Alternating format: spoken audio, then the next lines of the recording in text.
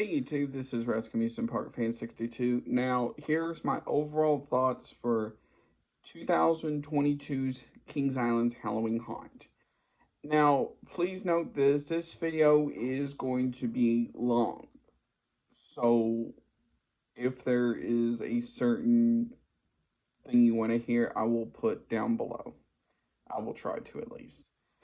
So now, um, Halloween Haunt falls on Friday, Saturday, and Sunday.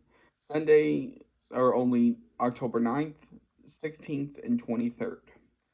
Um, uh, Regular haunt is every Friday and Saturday nights. Um, Now, if you want to go for tricks and treats, that is Saturdays and Sundays, usually from like 11 to 6, I think it is. Now, when you first go in, especially on Fridays, you're gonna have to listen to this thing where it talks about you being like a test subject.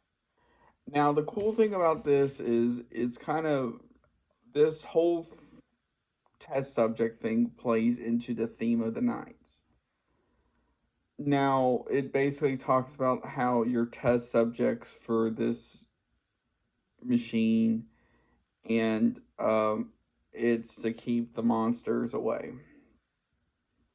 Um, Now that's about 3 to 5 minutes long. It's very cool to see as well.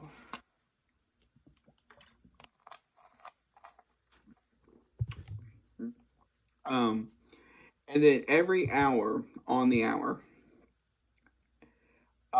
you will hear like to the bell tolls. Um, and it will talk about how you're one more hour till your doom, basically. So now let's start with the scare zone, shall we? Um, First, the pumpkin eater scare zone. Um, First of all, it's very spread out compared to what it was. Um, if you've been to it in the past, you would know where it was. It was very cramped. It was on that pathway that goes between Rivertown going toward like the Racer, Windseeker, antique cars in that area. So it was very cramped. So this it's more spread out. Now, one of the cool things that they actually did with this was they kind of themed it sort of. And so it kind of looks like a lot of these small cottage looking houses like you would see over in England. Um it was kind of neat to see because on those they would have like burlap on them and then what looked like giant pumpkin seeds. Um and then they would have pumpkins hanging, then they'd have pumpkins like on hay bales and stuff like that. And then they would have this one cool prop like I uploaded last night. Um Now the music for it was interesting because it is a interesting take on the fairy tale Peter Pumpkin Eater. Um, I don't know if you listened to it last night or not, but it it was like a very demonic one. Where it was going Peter Pumpkin Eater had a wife but couldn't keep her, and it would repeat itself, and then toward the end of it, it was speeding up. Then there'd be some other things mixed in with it. Now, while it was annoying, it was kind of neat. Um, because it fit the theme, and two, it was just for that area.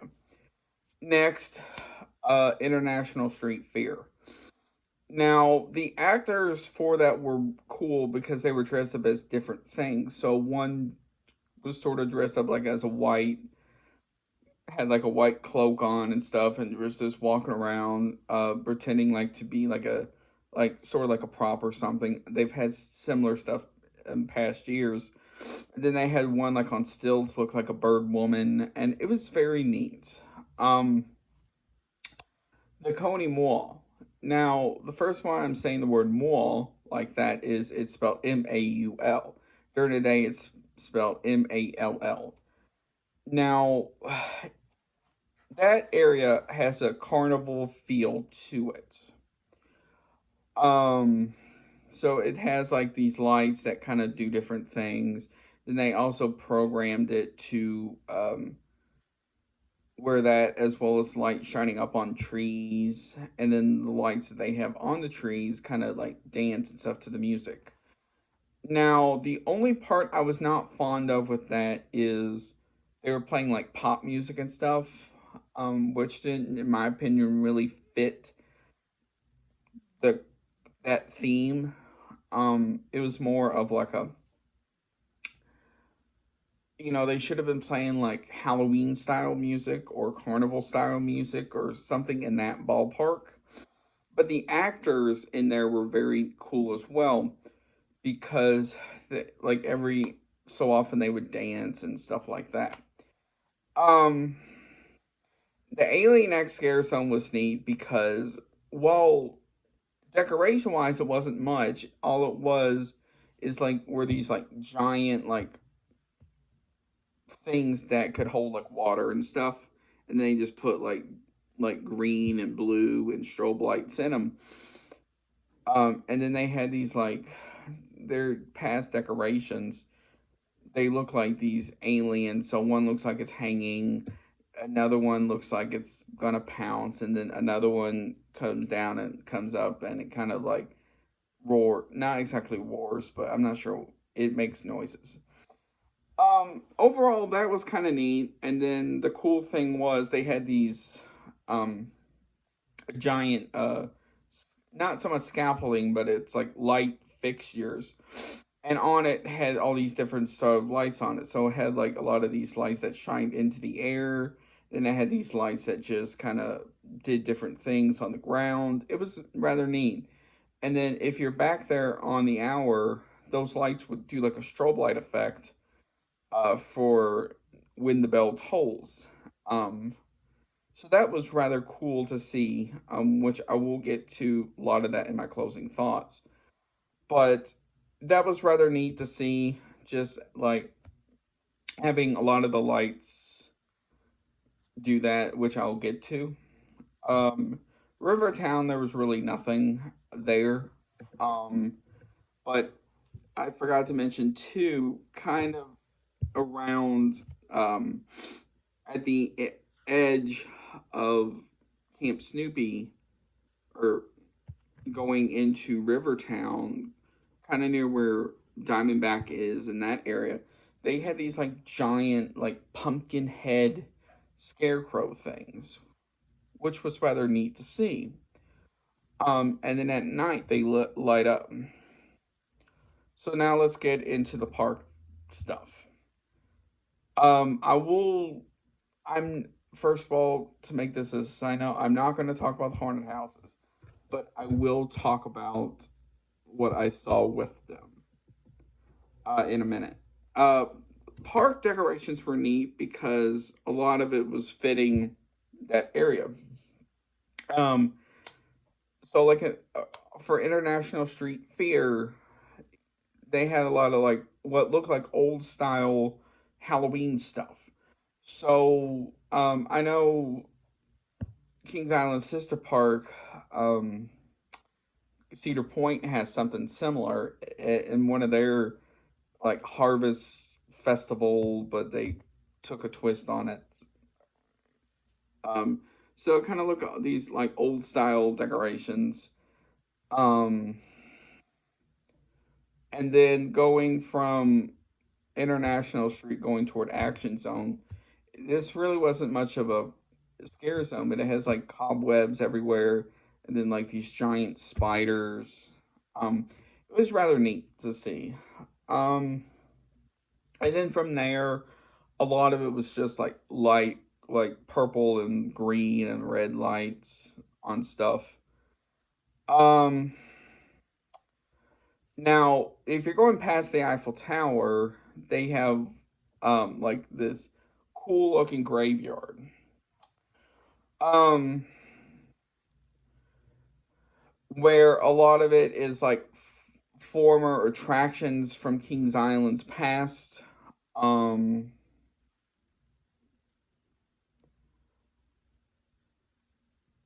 and even like mixed in there as well, they had like uh employees names.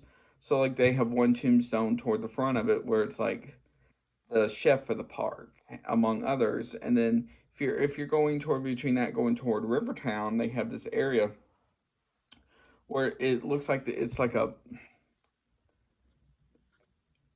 it's, it's like a monument, but it has for entertainment, and they have another one for uh, different stuff like that. So that was kind of neat to see. And then they would have it lit up with like green and blue and purple lights. Now, the next thing, while you're in that area, they had these cool looking hearses. So one was just like a hearse, a regular old hearse that they had redone. So they had skeletons in it.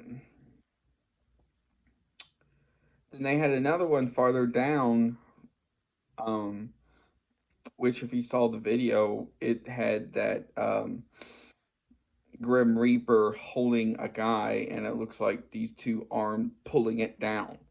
So, so all you saw with it was like him holding it, and these like two arms going like this.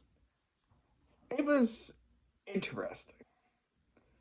Now in Coney Mall, they had what looks like an old ice cream truck that they converted to fit that theme. So it's stuff like that that's kind of neat because it's like you don't really think about that, but it's like it's a lot of the small details. Um, where the old pumpkin eater scare zone was, they had what looked like these different sized lanterns hanging, and they'd light up. So some of them looked like they were flickering, and other ones were just on. Um, so that was kind of neat. And then in the trees around it, they had like green lights. So it was kind of like just like a basic green sort of like Christmas light stuff. Um, food. Um, to the most part, a lot of the park food was just the same. Unless you're talking about the tricks and treats. Now, the thing with the tricks and treats food is that's only good to 7 o'clock. It's at numerous stands throughout the park, and so they had these different things. Um, so like Rivertown Funnel Cakes had like pumpkin beignets and all these other things that were cool. I personally did not try a lot of them. I wanted to, but time got away from me. The only thing I did try, which was interesting, you can actually get this in two locations.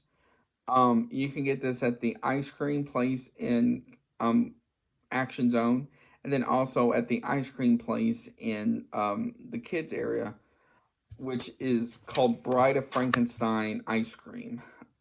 So I think it was meant to have both like white and I'm not sure what the other flavor was. Well, for some reason they gave me chocolate, but that's another story for another day. But I mean that was pretty good. Um, it was kind of expensive though. It was like $6.50. Um, that's with the discount as well. Now,